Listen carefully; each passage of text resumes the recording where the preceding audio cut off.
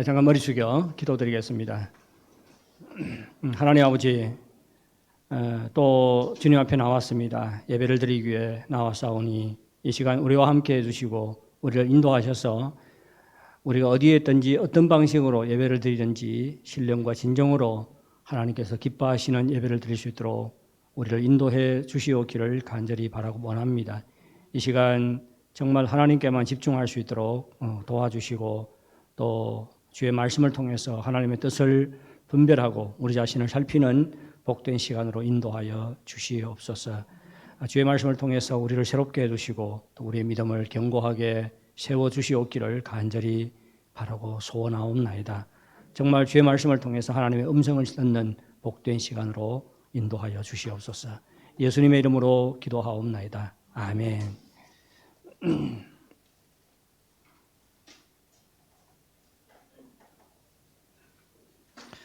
우리는 다 하나님의 은혜로 구원을 받았습니다. 우리는 우리의 공로의 대가로 구원을 받은 것이 아니지요. 우리의 구원은 전적인 하나님의 은혜입니다. 구원받은 자는 그 은혜에 합당한 삶을 살아야 한다고 성경은 우리에게 요구하고 있습니다. 에베소서 4장 1절에 이렇게 말합니다. 부르심을 받은 일에 합당하게 행하여. 부르심을 받은 일에 합당하게 행하라는 것은 우리가 받은 은혜에 합당한 삶을 살라는 것입니다. 그러면 어떻게 행하는 것이 구원받은 은혜에 합당하게 행하는 것이고, 그리고 어떻게 하면 하나님의 은혜에 합당한 삶을 살 수 있을까요? 이런 질문을 가지고 함께 하나님께서 주신 말씀을 살펴보도록 하겠습니다. 보아스는 그의 밭에 이삭을 주우러 온 룻에게 분에 넘치는 은혜를 베풀었습니다. 우리가 지난 두 번의 주의를 통해서 하나님께서 룻에게 어떤 은혜를 베풀었는지에 대해 살펴봤지요. 오늘은 보아스를 주인공으로 삼아서 하나님께서 보아스가 룻에게 어떤 은혜를 베풀었는지를 살펴보도록 하겠습니다. 지난주 설교와 중복되는 부분이 있을 거예요. 보아스는 그의 밭에 이삭을 주우러 온 룻에게 정말로 분에 넘치는 은혜를 베풀었지요. 그는 룻에게 추수가 끝날 때까지 자기 밭에서 이삭을 줍도록 허락했습니다. 그리고 추수하는 소년들에게 룻을 직접 떼지 말라고, 건드리지 말라고 명령을 했지요. 홀로 된 여인은 쉽게 업신여김을 당하고 놀리움을 당할 수가 있습니다. 그래서 보아스는 추수하는 소년들에게 명령해서 룻을 직접 떼지 못하도록 한 것입니다. 룻이 억울함을 당해도 어디 가서 하소연할 데가 없잖아요. 이런 불쌍한 과부인 것을 알았기 때문에 그가 안전하게 이삭을 주울 수 있도록 조치를 취한 것입니다. 또한 보아스는 룻이 목마르거든 언제든지 추수하는 일꾼들을 위해서 길어온 물을 마시도록 배려를 했습니다. 보아스의 친절에 너무 감사해서 룻이 어떻게 감사를 표하지요? 룻 앞에 무릎을 꿇고 엎드리지요. 그리고 큰 절을 합니다. 그러고는 묻습니다. 나는 이방 여인이거늘 당신이 어찌하여 내게 은혜를 베푸시며 나를 돌보시나이까. 너무 감사했지요. 그런데 보아스의 은혜는 이것으로 그치지 않았습니다. 점심 식사 때가 되자 보아스는 룻을 불러서 추수하는 일꾼들과 함께 식사하도록 했습니다. 룻이 배불리 먹도록 했을 뿐만 아니라 나머지를 싸서 시어머니에게 가져다 주도록 했지요. 보아스는 심지어 추수하는 소년들에게 곡식 다발에서 보리를 뽑아서 땅에 버리도록 했습니다. 그래서 뒤에 따라오는 룻으로 그 보리 이삭을 줍도록 했습니다. 보아스는 최선을 다해서 지금 룻을 돕고 있지요. 그런데 룻이 미안함을 느끼지 않도록 하면서 최대한 그를 배려를 하고 있습니다. 룻이 저녁 때까지 이삭을 줍고 집으로 돌아왔습니다. 그날 주운 보리가 한 에바쯤 되었다고 성경은 말합니다. 보리 이삭대로 가온 게 아니고 어떻게 알곡만 한 에바가 되었다고 성경은 말하고 있습니다. 에바는 이스라엘의 부피 단위입니다. 최적 단위예요. 얼마나 큰가 하면 22리터요. 22리터면 황천수위가 황천수위가 0.5리터지요. 황천수위가 그럼 몇 병이 있어야 되지? 40병이네. 40병. 그렇죠? 44병. 44병 크기 엄청나죠, 이게. 예. 그래서 한 그 무게로 계산하면 한 20kg가 좀 넘을 것 같아요. 여러분 한번 생각해 보세요. 이삭을 주어가지고 하루에 20kg의 보리를 줍는다. 대단한 것이지요. 너무 많이 주은 거예요. 시어머니 나오미는 이것을 보고 누군가가 룻에게 은혜를 베풀었다는 것을 금방 알아차렸습니다. 그래서 오늘 누구 밭에서 이삭을 주었는지 물었습니다. 룻에게 자초지종을 들은 나오미는 이런 말을 했습니다. 그가 여호와께로부터 복받기를 원하노라. 그가 살아있는 자와 죽은 자에게 은혜 베풀기를 그치지 아니하도다. 나오미는 보아스가 룻에게 베푼 친절에 대해서 무엇이라고 평가를 했어요? 나오미는 보아스의 행위에 대해 살아있는 자와 죽은 자에게 은혜 베풀기를 그치지 아니한다라고 평가를 했습니다. 근데 이 나오미의 말 중에 은혜라는 말이 나오죠. 이 은혜는 히브리어로 헤세드입니다. 헤세드요. 근데 이 헤세드는 하나님의 무조건적이고 분에 넘치는 풍성한 은혜와 사랑을 말할 때 이 헤세드라는 용어를 사용합니다. 하나님께서는 우리에게 사랑과 은혜를 베풀 책임이 없지요. 그런 의무가 없습니다. 그럼에도 불구하고 하나님께서는 우리를 사랑해 주셨어요. 먼저 사랑하시고 끝까지 사랑해 주셨지요. 이와 같이 하나님의 무조건적인 사랑, 분에 넘치는 풍성한 은혜, 이러한 것들을 헤세드라고 말합니다. 하나님의 헤세드의 사랑이 가장 잘 드러난 곳이 어디예요? 예수님의 십자가 죽음입니다. 로마서 5장 8절은 이렇게 말합니다. 우리가 아직 죄인 됐을 때에 그리스도께서 우리를 위해 죽으심으로 하나님께서 우리에 대한 자기의 사랑을 확증하셨느니라. 예, 우리가 죄인 되었을 때 하나님께서 우리를 사랑했다고 말하고 있습니다. 우리가 죄인 되었을 때라는 것은 우리가 하나님의 사랑을 받을 자격과 조건이 전혀 없을 때 하나님께서 우리를 사랑하셨다는 말입니다. 아니, 우리가 하나님의 사랑을 받을 자격이 없을 뿐만 아니라 우리가 죄인으로서 하나님의 저주를 받아야만 하는 그러한 상황에서 하나님께서 우리를 사랑하셨습니다. 우리를 사랑하시되 독생자 예수 그리스도로 하여금 우리 대신 저주를 받게 하기까지 우리를 사랑하셨습니다.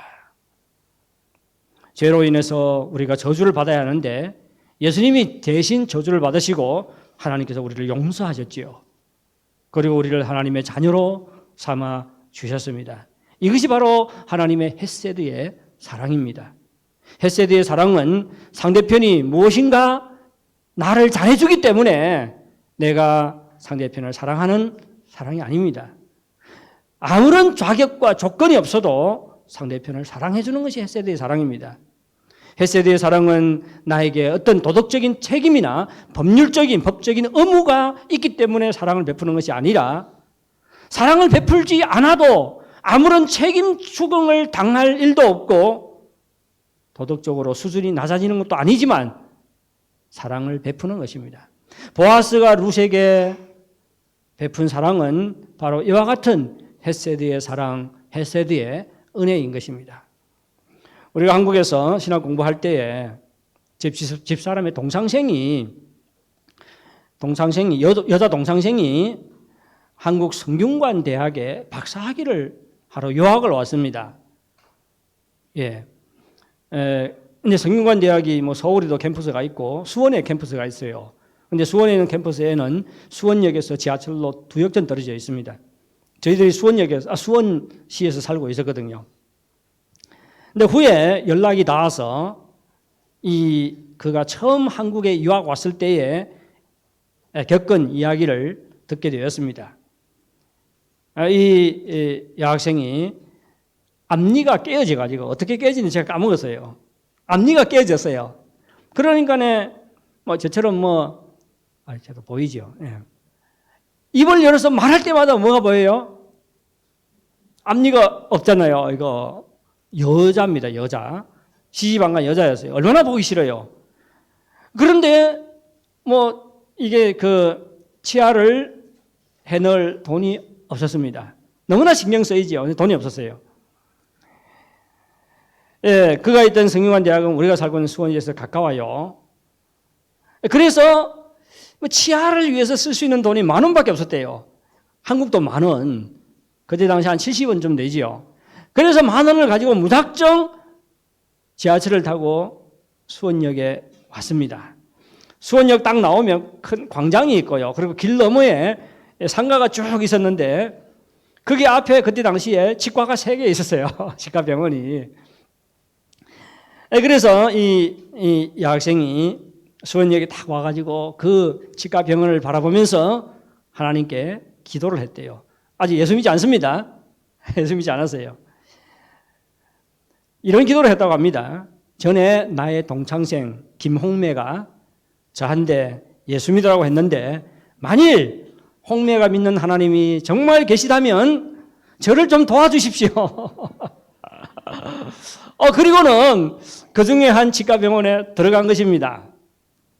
원장 선생님을 만나서 자기 형편을 소개하고 한국 돈 10,000원밖에 없는데 치아를 할 수 있는가 하고 물어봤어요.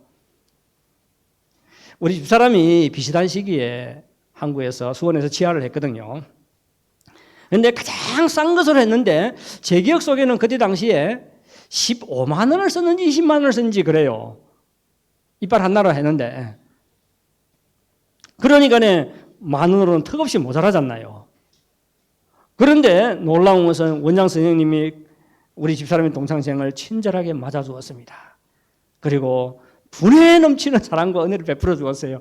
괜찮다고, 할 수 있다고. 그러면서 10,000원에 이빨을 다 해줬어요. 근데 이빨을 하면서 복음을 전하더래요.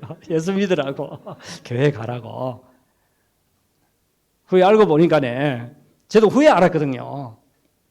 후에 알고 보니까 제가 서울에서 다녔던 교회 목사님이 개척한 교회, 그 교회 집사님이었어요. 후에 이 집사님을 알게 돼가지고 그때 당시에 우리 설야하고 우리 은우, 그때 혜민이는 아직 태어나지 않았는데 후에 또 이제 그 수원역에서 우리 또 집 부근으로 옮겨와가지고 아이 사랑 치과를 이렇게 열었어요. 아이들 치과잖아요. 그래서 우리 아이들 거 가서 치료를 다 했습니다. 갈 때마다 다 무료로 이렇게 치료를 해 주었어요. 참 우리 집사람 여자 동창생한테 분에 넘치는 그런 은혜를 베풀어 주었지요. 이것이 바로 뭐예요? 헤세드의 사랑과 은혜입니다. 예수님께서 이렇게 말씀하셨어요. 내가 너희를 사랑한 것 같이 너희도 서로 사랑하라. 예, 너희가 서로 사랑하는데 어떻게 사랑하라고요? 예수님께서 우리를 사랑한 것 같이 우리에 대한 예수님의 사랑은 헤세드의 사랑입니다. 무조건적인 사랑이에요. 보기 싫어도 사랑해 준 것이지요. 하나님께서는 우리 그리스도인들이 이 세상에서 헤세드의 사랑을 실천하며 살기를 원합니다. 이 세상을 보십시오. 너무나도 지독하게 자기중심적이지요. 이기적입니다. 무서울 정도로 빈부의 양극화가 극심해지고 있습니다.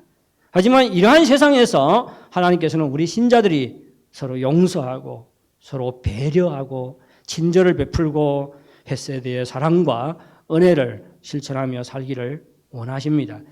그래서 우리가 믿는 하나님이 헤세드의 하나님, 정말로 무조건적인 사랑과 은혜를 베푸는 하나님이시라는 것을 이 세상에 증거하고 드러내기를 원하십니다.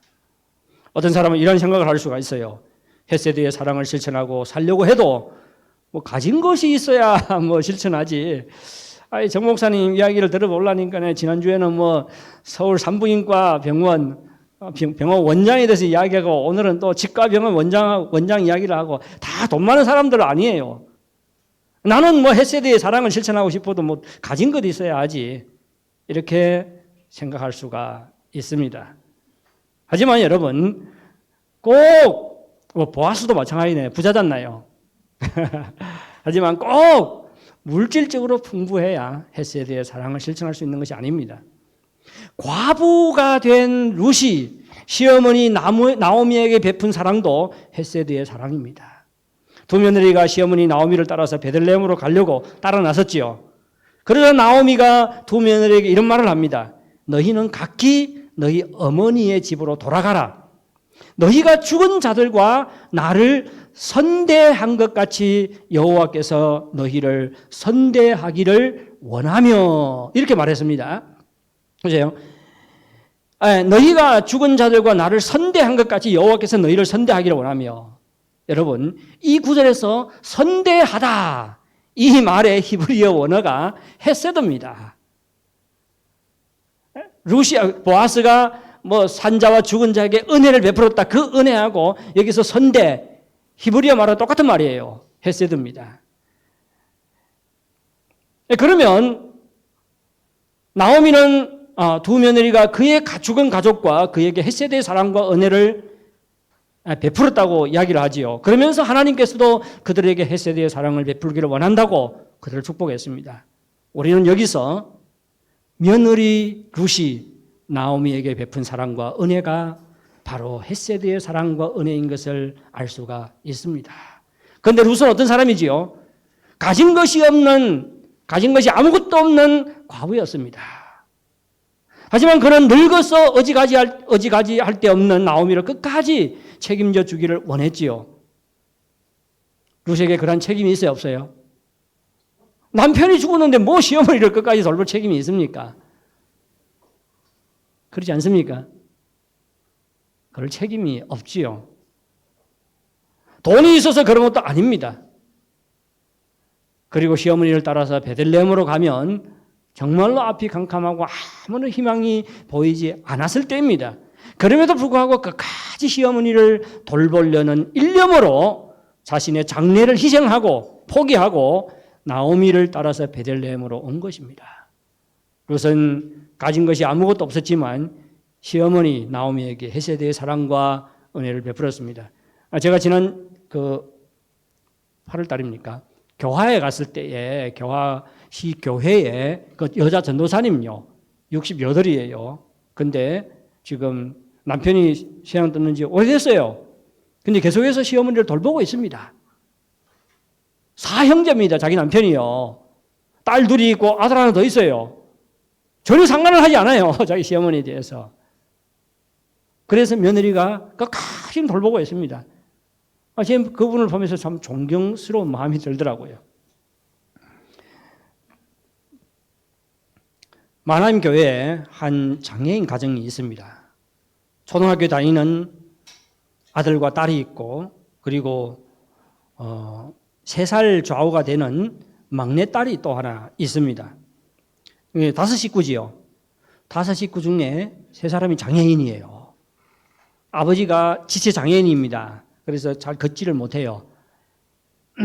근데 그것이 맏딸에게 유전이 되고 또 막내딸에게 유전이 됐어요. 근데 중간에 아들이 있는데 아들은 정상이에요. 근데 아주 열심히 삽니다. 아버지가 신중관 다사죠. 신중관 다사에서 소지 TMO를 해요. 소지 TMO를 해가지고 돈을 벌어서 가족을 먹여 살리고 있습니다. 아주 열심히 일을 합니다. 8월 첫째 주에 사흘간의 부부 세미나가 있었지요. 우리 한호부에서 세 쌍이 참가를 했습니다. 저는 사실 마나임 교회에서도 이제 세 쌍이 참가를 했는데 저는 그 부부가 좀 참가하기를 원했어요. 왜냐하면 좋은 호텔에 가가지고 참 쉼을 누릴 수가 있잖아요. 참 부인이 너무 수고를 해요. 부인이 아들이 지금 시베왕 저 남쪽에 시베왕 북쪽에 한야천이라는 곳에 살고 빈광에 살고 있는데 아들이 텐퉁엔 북쪽에 거기서 이제 사립학교에 다녀요. 다른 데 받아주는 데 없어가지고. 그러니까네 아침에 이제 아버지가 숭해주고 또 오후 되면 엄마가 그 어린애 덜쳐업고 또 아들 또 제하러 갑니다. 그까지 1시간 넘게 가야 돼요. 그까지 가는데. 그러니까 몸도 마음도 막 실제로 지쳐 있어요. 부인은. 그래서 저는 이분들이 좀 가서 쉬었으면 좋겠다. 사흘 동안 편안하게. 그런데 아이를 데리고 갈 수가 없어요. 근데 아이를 돌봐줄 사람이 있어야 말이지요. 그래서 제가 처음에는 우리가 좀 돌봤으면 좋겠다 그런 생각을 했어요. 근데 이 날짜가 변경이 돼가지고 이게 그 후치 영회가 토요일 날, 주일 날, 월요일이었어요. 근데 토요일 날, 주일 날이잖아요. 그러니까 뭐 어떻게 하겠어요? 제가 못 보겠더라고요. 그래서 그 부부에게 참가하라고 말도 꺼내지를 못했어요. 그런데 이 세미나가 끝난 다음에 그래도 우리 그 신nguyên教会하고 하나님교회 오후에 예배 드리잖아요. 자기네끼리 좀 친하다고 그 신nguyên教会우리 교회 세 쌍의 부부하고 그리고 하나님교회 세 쌍의 부부하고 같이 사진을 찍었더라고요. 사진을 찍어가지고 저한테 보내왔어요. 근데 그 사진을 보는 순간 제가 깜짝 놀랐습니다. 그 사진에 그 장애인하고 부인이 있더라고요. 그래서 제가 깜짝 놀라가지고 이거 어떻게 된 거지? 아이들은 어떻게 했지? 아이들 데리고 갈 수 없는데. 그래서 제가 물어봤어요. 도대체 이거 무슨 어떻게 된 일인가고. 그랬더니 하나님 교회 한 자매님이 사흘 동안 그 집 세 아이를 봐주었습니다. 남편이 그 자기 출장으로 남방에 가 있었거든요. 그래서 그 부인도 남편 따라서 남방에 가 있었어요. 근데 이 부부를 그 부부 세미나에 참석시키기 위해서 일부러 비행기 타고 돌아왔습니다. 돌아와가지고 사흘 동안 애들을 자기 집에다가 데려다 놓고 사흘 동안 애기들을 봐준 거예요. 막내는 걷지도 못합니다.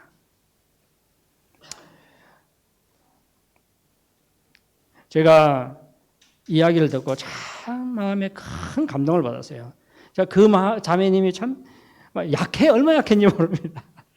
근데 정말로 그 자매님 막 위대하다는 생각이 들더라고요. 위대하게 느껴져요. 너무 존경스럽다는 생각이 들더라고요. 여러분, 우리가 꼭 돈이 있어야 헤세드의 사랑을 실천할 수 있는 것이 아닙니다. 돈보다 더 귀한 것이 무엇이죠? 우리 몸으로 섬기는 것입니다. 그렇지 않아요?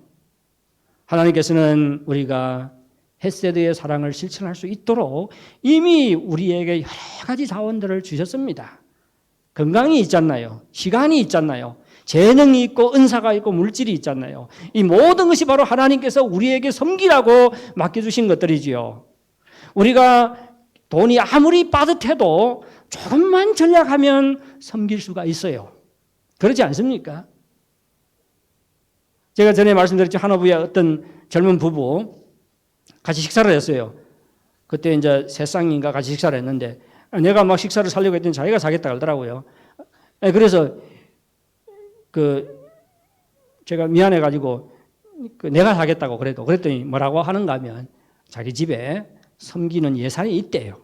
자기 수입 중에서 헌금하고 또 이렇게 형제 자매들을 섬기기 위해서 예산을 짜는 거 있더라고. 예산 안에서 쓰면 된다고. 네, 그러지. 그러면 부인의 허락을 받고 하라고 그러더니 이미 예산이 돼 있으니까 괜찮다고 그러더라고요. 제가 그 이야기를 듣고 참 감동을 했어요. 젊었지만 자기 수입 중에서 섬기기 위해서 예산까지 줘놨다는 거. 그 마음이 참 너무 귀하게 생각이 들더라고요. 예. 저는 돈이 아무리 빠듯해도 조금만 전략하면 섬길 수 있다고 생각을 합니다. 제 집은 2005년도, 2006년도 그때는 돈이 없었어요. 그래도 집에서 계속 섬겼거든요. 조금만 절약하면 섬길 수가 있습니다. 왜 못 섬기죠? 자신을 위해서는 돈을 펑펑 쓰면서 다른 사람을 위해서는 너무나도 인색하기 때문에 사랑을 실천하지 못하는 것입니다. 우리가 가진 모든 것은 하나님께서 우리에게 사랑을 실천하라고 맡겨주신 것들이잖아요. 우리는 단순히 청지기일 뿐입니다. 하나님께서는 언젠가는 우리가 하나님께서 주신 자원들을 제대로 사용했는지 심판할 것입니다. 여러분, 하나님께서 주신 자원으로 헤세드의 사랑을 실천하며 사는 여러분들이 되시기를 바랍니다. 그러면 어떻게 하면 우리가 헤세드의 사랑을 실천하며 살 수 있을까요? 이 문제에 대한 답을 얻기 위해서 우리는 보아스는 그러면 어떻게 해서 헤세드의 사랑을 실천할 수 있었는지 살펴볼 필요가 있습니다. 룻이 보아스에게 이런 질문을 했지요. 나는 이방 여인이거늘 당신이 어찌하여 내게 은혜를 베푸시며 나를 돌보시나이까? 그러자 보아스가 이렇게 대답했습니다. 이스라엘의 하나님 여호와께서 그의 날개 아래에 보호를 받으러 온 내게 온전한 상 주시기를 원하노라. 두 가지 말이 두 마디입니다. 하나는 그의 날개 아래 보호를 받으러 온 너에게, 룻에 대해서 이렇게 말하지요. 너가 베들레헴으로 온 것은 하나님의 날개 아래 보호를 받으러 온 것이다.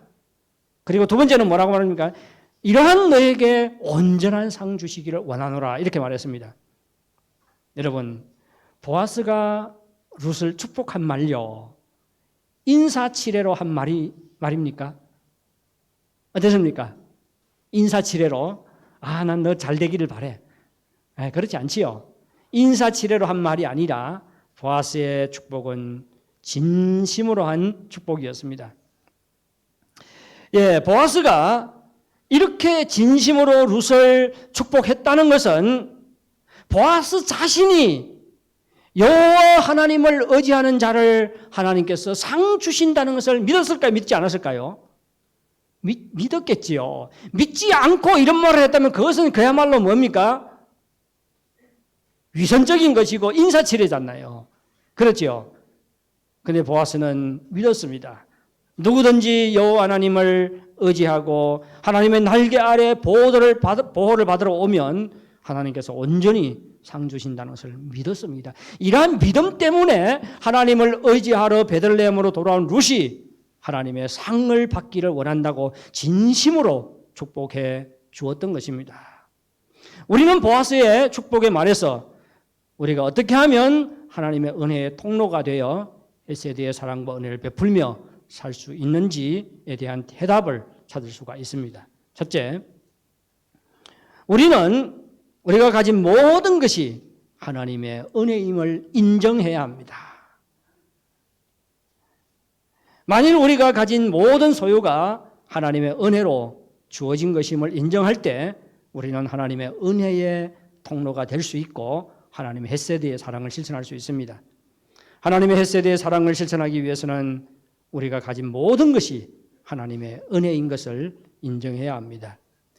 보아스가 하나님의 헷세드의 사랑을 실천할 수 있었던 것은 자신이 누리고 있고 가지고 있는 모든 것이 하나님께서 상으로 주신 것임을 인정했습니다.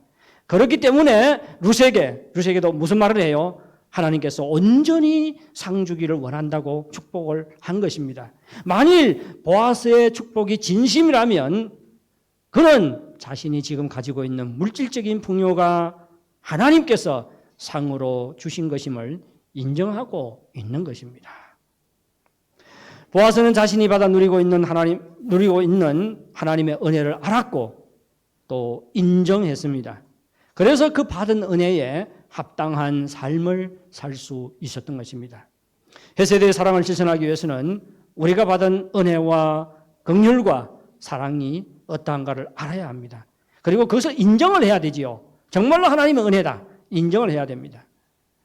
우리가 사랑을 실천하지 못하는 것은 우리가 풍성한 은혜를 받아 누리고 살아감에도 불구하고 그것이 은혜인지 모르는 사람들이 허다합니다.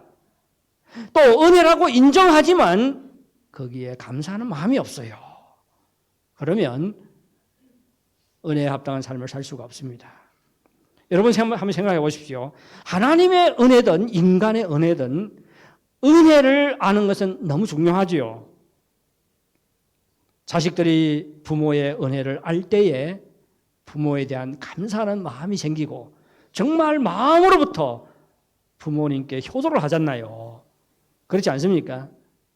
그런데 부모님이 아무리 큰 사랑을 쏟아부어도 자식들이 은혜를 모르면 당연한 것으로 생각을 하잖아요. 자식들이. 그것이 은혜인 줄 모르면 어떻게 해요? 버르장머리 없습니다. 그렇지 않아요? 부모를 무례하게 대하고 부모에게 효도하지 않습니다. 우리가 자식들에게 사랑을 쏟아부어야 하지만 꼭 자식들을 은혜를 알고 감사하는 사람으로 키워야 합니다. 그렇지요? 不能把他们养成白眼狼. 아무 은혜도 모르는 사람으로 키워서는 안 되죠. 우리와 하나님과의 관계도 마찬가지입니다. 우리가 하나님의 은혜를 알고 그 은혜에 감사하는 마음이 넘쳐날 때 우리는 다른 사람들에게 은혜를 베풀기를 원하고 또 베풀 수 있는 능력도 있습니다. 따라서 하나님의 은혜를 헤아리고 하나님의 은혜를 인정할 뿐만 아니라 그 은혜에 늘 감사하시기 바랍니다. 이때 우리는 하나님의 은혜의 통로가 되어서 헤세드의 사랑을 실천하며 살 수 있습니다. 둘째, 늘 하나님의 은혜를 또 사모해야 합니다. 가진 것이 하나님의 은혜이고 그 은혜에 감사할 뿐만 아니라 또한 하나님의 은혜를 늘 사모하며 살아야 됩니다. 하나님의 은혜의 통로가 되어 헤세드의 사랑을 실천하기 위해서는 하나님의 은혜를 사모해야 합니다. 보세요. 하나님의 은혜를 사모하는 자와 그렇지 않은 자 차이가 있어요. 네. 하나님의 은혜를 사모할 때에 우리는 다른 사람에게 은혜를 베풀며 살아야 한다는 책임감이 생깁니다. 그렇지 않아요?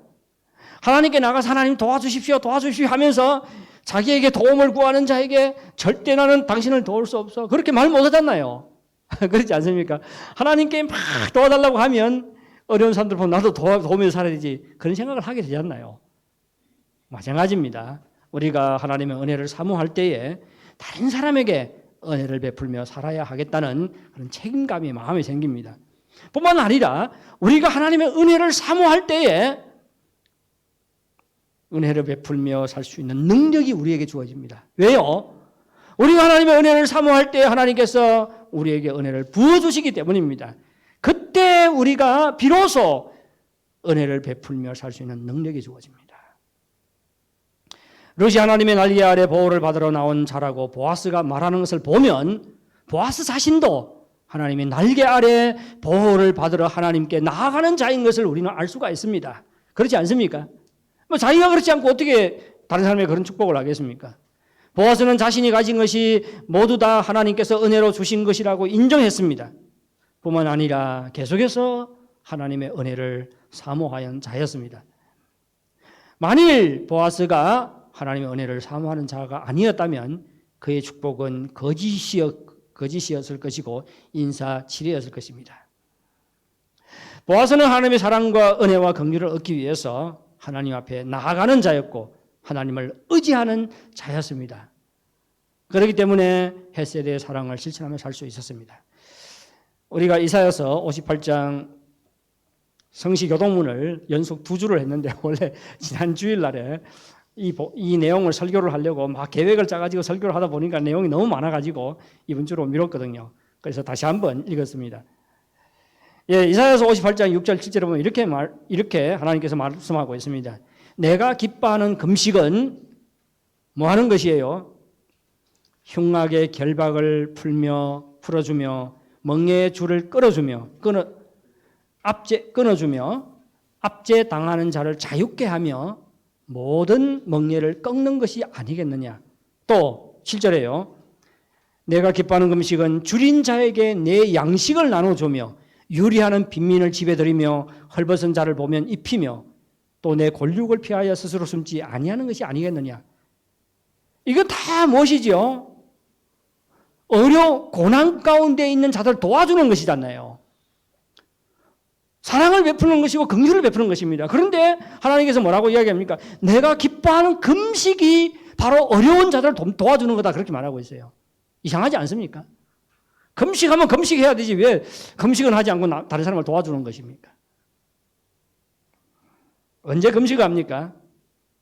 우리가 하나님의 긍휼과 은혜를 간절히 바랄 때 금식을 하잖아요. 금식한다는 것은 지금 내가 뭐 하고 있다는 거예요? 하나님으로부터 긍휼과 은혜와 도움을 구하고 있다는 것이잖아요. 그렇죠? 만약 지금 당신이 하나님의 긍휼과 은혜와 도움을 간절히 지금 구하고 있다면 어떻게 하라고요?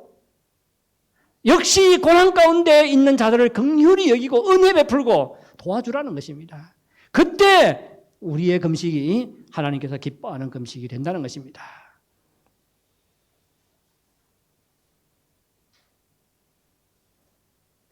하나님의 긍휼과 은혜를 바라는 자는 다른 사람에게도 동일하게 긍휼과 사랑과 은혜를 베풀어야 한다는 말이지요. 뿐만 아니라 참된 경건의 표지가 금식과 같은 종교적인 행위가 아니라 공경에 처한 사람들에게 긍휼과 사랑을 베푸는 것이라는 것이죠. 하나님께서 우리에게 원하시는 경건은 어려운 이웃에게 사랑을 베푸는 것입니다. 꼭 기억하십시오. 꼭 바뀌어가십시오. 종교적인 행위를 통해서 우리의 경건을 나타내려고 해서는 절대 안 됩니다. 그렇죠? 성경 탁 끼고, 그렇죠? 막 기도 길게 하고, 그런 우리 교회는 없습니다만, 그것을 통해서 우리의 경건을 나타내려고 해서는 안 됩니다. 하나님께서 인정하시는 참된 경건은 금식과 같은 종교적인 행위가 아니라 정말로 공경에 처한 사람들에게 긍휼과 사랑을 베푸는 것이라고 말하고 있습니다. 하나님께서 우리에게 원하시는 경건은 어려운 이웃에게 사랑을 베푸는 것입니다. 만일 우리가 하나님의 긍휼과 은혜를 사모하게 되면 우리는 주변 사람들에게 동일한 긍휼과 은혜와 사랑을 베풀며 살아가야 한다는 책임감이 주어집니다. 뿐만 아니라 우리가 하나님의 은혜를 사모할 때 하나님께서 우리에게 풍성한 은혜를 주십니다.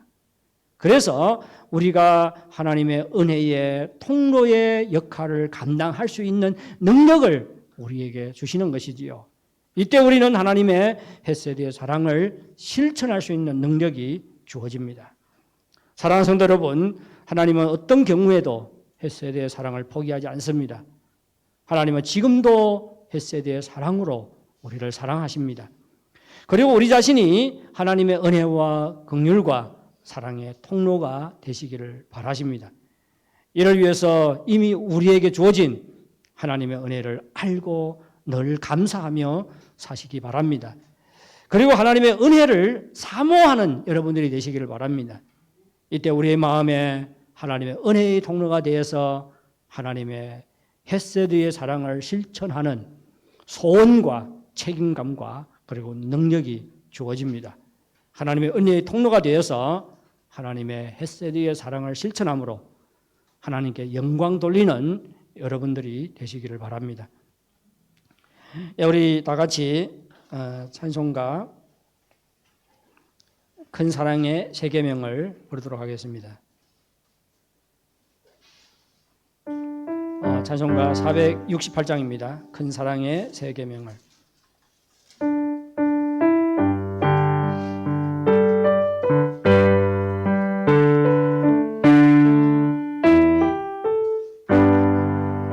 큰 사랑의 세 계명은 우리에게 주신 주님 서로 사랑하면 제자 된다 가르쳤네.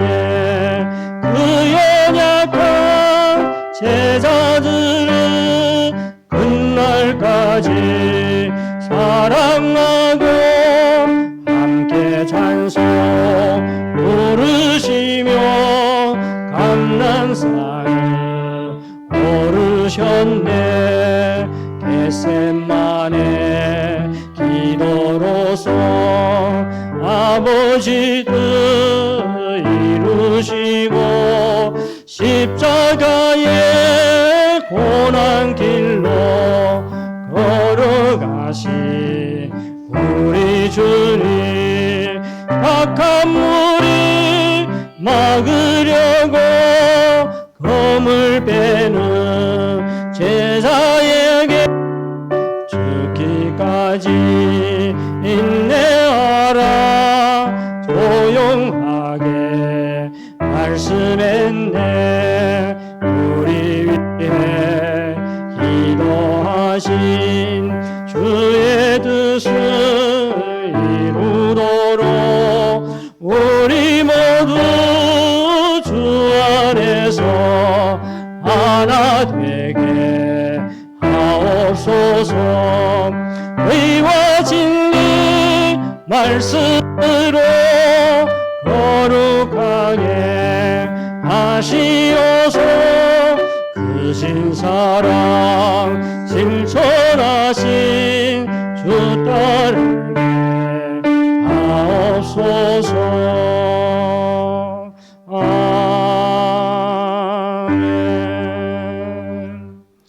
아멘. 우리 다 같이 하나님께 기도하겠습니다.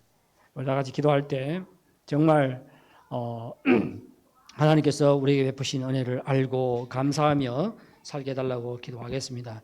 그리고 우리로 하여금 더욱더 하나님의 은혜를 사모함으로 정말 하나님의 은혜에 풍성한 하나님의 은혜에 부원받은 바 되게 해달라고 기도하겠습니다. 그리고 우리가 하나님의 은혜와 사랑을 힘입어서 정말 하나님의 헤세드의 사랑을 실천하며 살게 해달라고 기도하겠습니다. 다 같이 기도하겠습니다. 하나님 아버지 감사합니다. 오늘도 주의 말씀을 주셔서 우리가 이 땅 사는 동안 어떠한 삶을 살아야 하는지 깨닫게 하시니 정말로 감사를 드립니다. 하나님 아버지 정말로 하나님께서 우리에게 값없이 은혜로 우리를 구원해 주셨는데 정말 이 땅에 사는 동안 그 은혜에 합당한 삶으로 하나님께 영광 돌릴 수 있도록 도와주시기를 간절히 바랍니다. 오나 우리의 노력과 우리의 능력으로는 정말로 하나님의 헤세드의 사랑을 실천할 수가 없습니다. 우리 주님 정말로 우리가 받은 은혜가 어떤 은혜인지 깨닫게 도와주시고 늘 그 은혜에 감사하며 살 수 있도록 도와주시옵소서. 뿐만 아니라 정말로 하나님의 은혜와 사랑에 힘입을 수 있도록 도와주시고 그 사랑과 은혜에 힘입어서 정말로 하나님의 사랑을 실천하며 살게 하여 주시옵기를 간절히 바라고 원합니다. 정말 이 땅 사는 동안 하나님의 헤세드의 사랑을 실천함으로 우리 하나님이 어떠한 분인가를 드러나고 증거하며 살아갈 수 있도록 인도하여 주시옵기를 간절히 바라고 원합니다.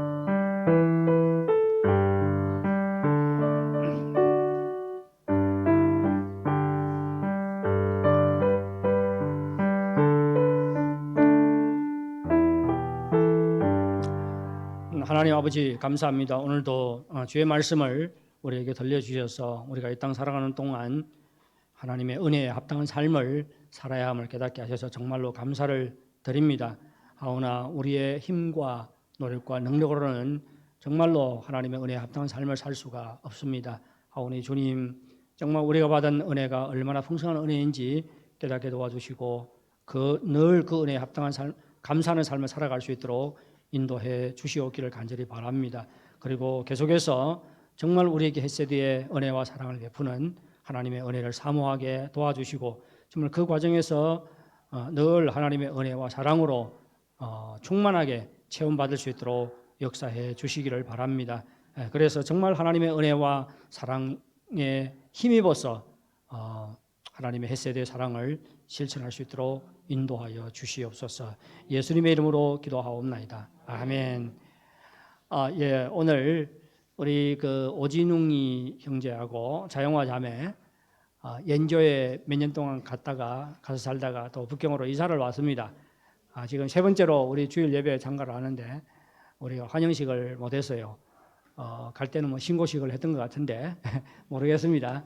돌아오면 또 신고식입니까 환영식입니까 해야 되겠죠. 오늘 진웅 형제 그리고 영화자매 앞으로 나와서 좀 영화 어머님도 같이 나올까요? 어머님도 같이 나오셔서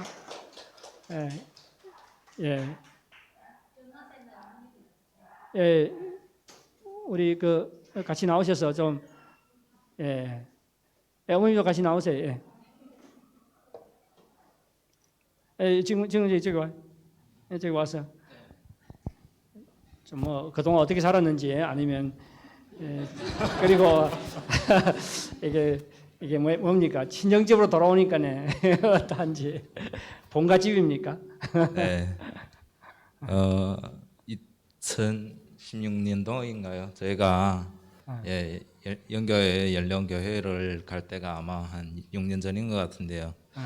시간이 좀 갈 때는 저희가 둘이서 갔는데 올 때는 셋이서 왔습니다. 넷이 왔네요. 넷이서 왔습니다.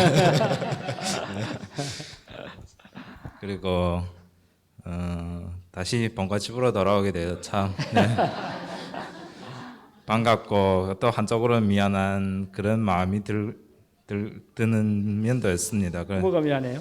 제가 오기 전에 그 영남이 형제가 저를 찾아 밥 먹자 하더라고요. 그래서 왜서 밥 먹자 하는가 생각했더니 하는 얘기가 북경 가서 영교 쪽으로 좀 올 수 없겠는가 문의를 하더라고요.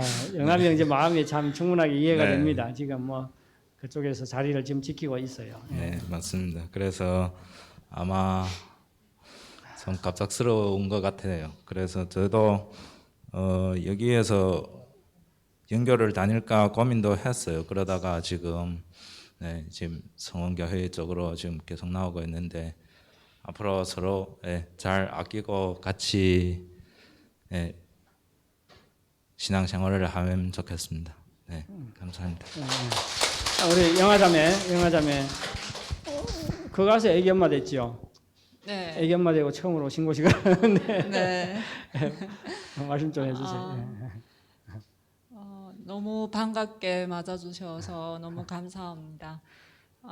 제가 아마 2006년도에 북경도시에 왔을 때는 너무 낯설었었고, 근데 그 당시 중간초등교회로 이렇게 하나님의 인도로 교회에 다니게 되었었고, 그 목사님과 사모님 그리고 그 당시에 또 같이 믿음 생활했었던 분들의 사랑을 너무 많이 받았었습니다. 그리고 교회에서 또 저희 신랑도 세례를 받고 또 교회에서 결혼식을 올렸었습니다.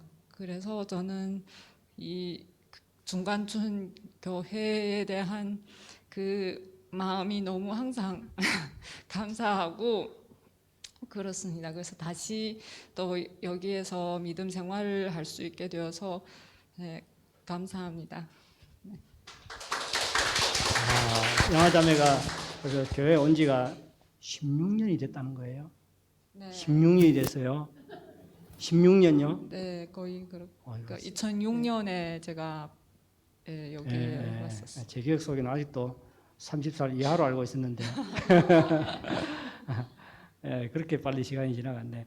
어머님이 지금 그 아이 봐주러 영화자매님 어머님인데 아이 봐주러 지금 와 계십니다. 한마디 좀 부탁할까요? 뭐 이렇게 애들 봐주느라고 이렇게 왔는데 저도 연교에서 뭐 한 2년 2년 동안 연교에서 계셨어요. 다녔고요. 연령교 사랑부에서 이렇게 여기 이렇게 모두 열렬히 환영해줘서 감사합니다. 네, 감사합니다. 하여튼 북경에서 신앙생활도 잘 하시고 모든 것이 순조롭기를 바랍니다. 들어가 주세요. 그리고 또 한 가정이 있습니다. 우리 독립이 형제하고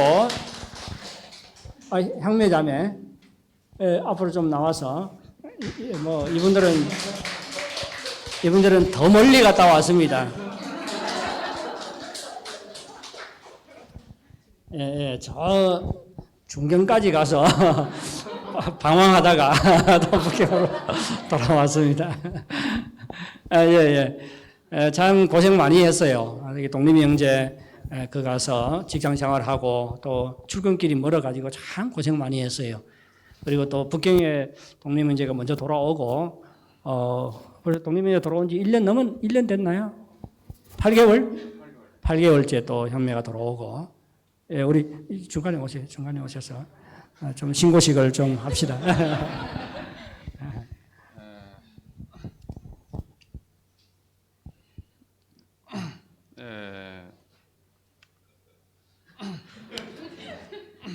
할 말 없으면 그 뭐야 먼저 줘야 돼.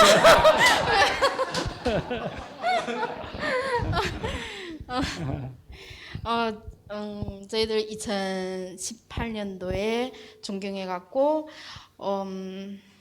올해 9월 2일 날 여기에 도착했어요.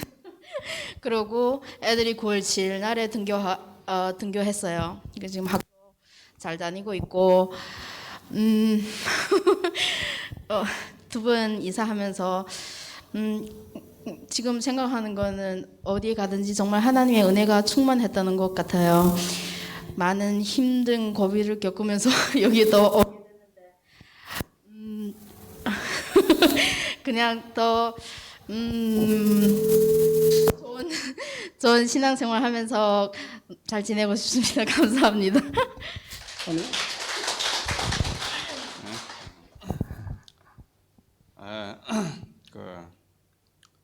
사실 제 존경에 갔을 때는 어떻게 보면 이따 룻기처럼요. 제가 갔을 때는 어떻게 보면 이게 직장 이게 그게 어떻게 보면 원래는 제 그 회사에 이게 그 총경리 그거를 원래 저한테 그 우리 그 회사 그 사모님께서 그 가서 급도 올라가고 미래도 좋게 보이고 그렇게 해가지고 저도 그렇게 갔습니다. 근데 가고 나니까 그게 아니라요. 그게 이루어지지 않았어요. 그래서 지금 제가 이게 이번에 마저 망설였는데 그 항상 이게 말씀에 존경에 있지만 저희 그 교회 존경에 다녔지만 이 신앙 생활이 이게 말씀이 귀에나 마음에 잘 안 들어왔어요. 특히 우리 애들한테 이게 그래서 이게 항상 우리 이게 중간 교회 아주 항상 생각했어요. 이 주일 학교부터 해서 그리고 저는 출근하니까 그래도 직장 지원들하고 같이 살이지만 아내는 이게 신앙 친구 말동무 이게 없었어요. 그래서 그 다행에 한 5년 동안 이제 친구 이제 금방 3명 사귀었는데 돌아오게 됐는데 그래서 항상 이게 이번에 그 망설일 때 이게 룻기예요. 이게 어떻게 보면 이게 이 목사님께 설교하실 때 우리 가족 저한테 이게 말씀을 딱 주는 것 같았어요. 어떻게 보면 너무 좀 뭐라 하냐면 왜 우리 이게 설교할 때 왜 우리 가정을 위해서 왜 설교하지 이렇게 생각했어요. 그래 항상 돌아오라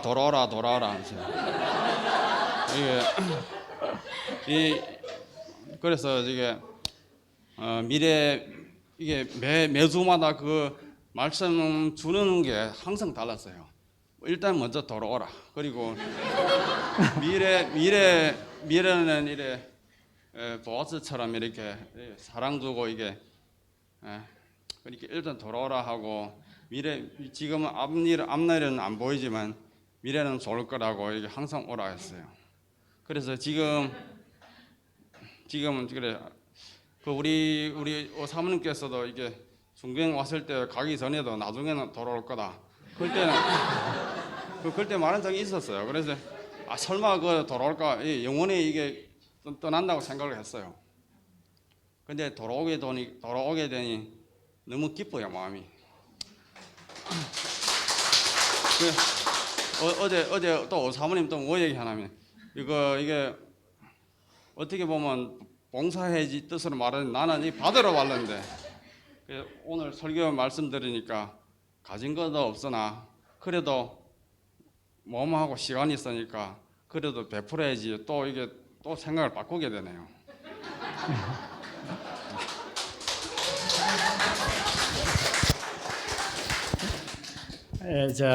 하나님께서 이사해 오는 과정에 참 은혜를 많이 베풀었어요. 이게 뭐 학생들 아이들 그 전학 수속을 전시회 소시로 해야 되잖아요. 근데 기가 막히게 막 그 바이러스가 향매자매를 막 피해 다녀가지고 몇 번 왔다 갔다 했는데 한 번도 이렇게 걸리지를 않았습니다. 그리고 마지막에 이렇게 전시하면서도 참 하나님께서 원하던 학교에 또 다 아이들을 보낼 수가 있어서 너무나도 참 하나님께서 은혜를 베푼 것 같습니다. 예, 우리 박수로 다시 한번 맞아주시기 바랍니다.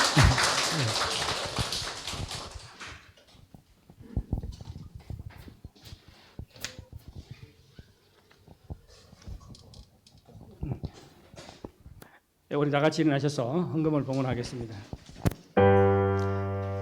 모든 것이 주께로부터 왔으니 이 예물을 주께 바치나이다.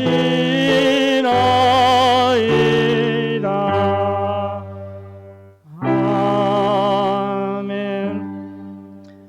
하나님 아버지, 하나님께 예물을 드리며 다시 한번 우리를 향한 하나님의 은혜가 얼마나 크고 넓고 깊은가를 헤아려 봅니다.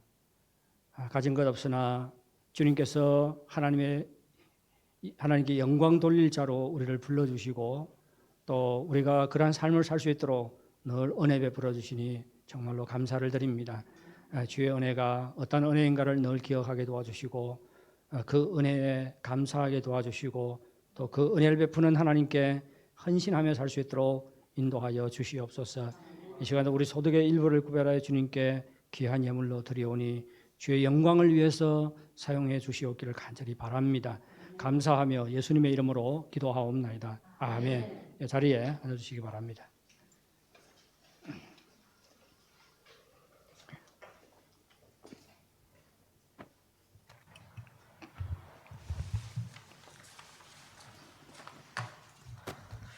아래 교회 소식이 있겠습니다.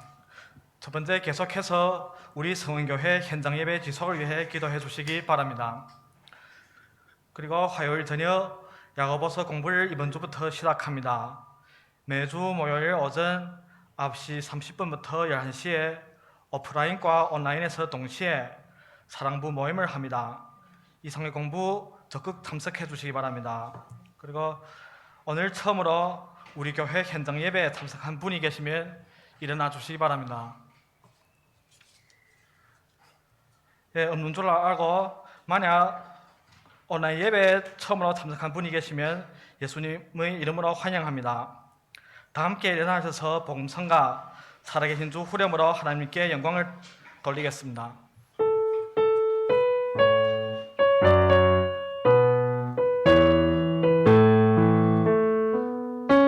살아계신 주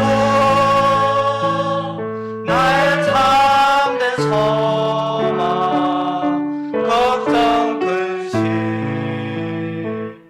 전혀 없네 사랑의 주는 갈 길 인도하니 내 모든 삶의 기쁨 늘 충만하네.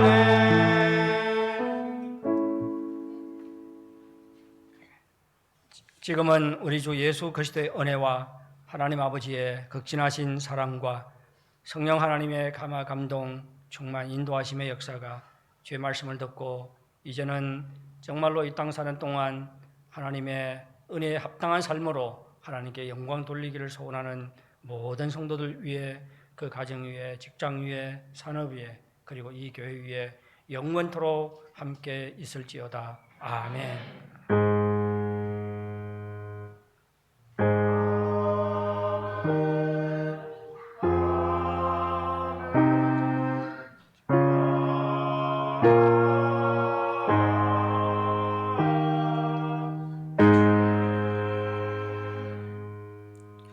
이로써 오늘 예배 마칩니다. 승리가는 한 주간 되시기 바랍니다.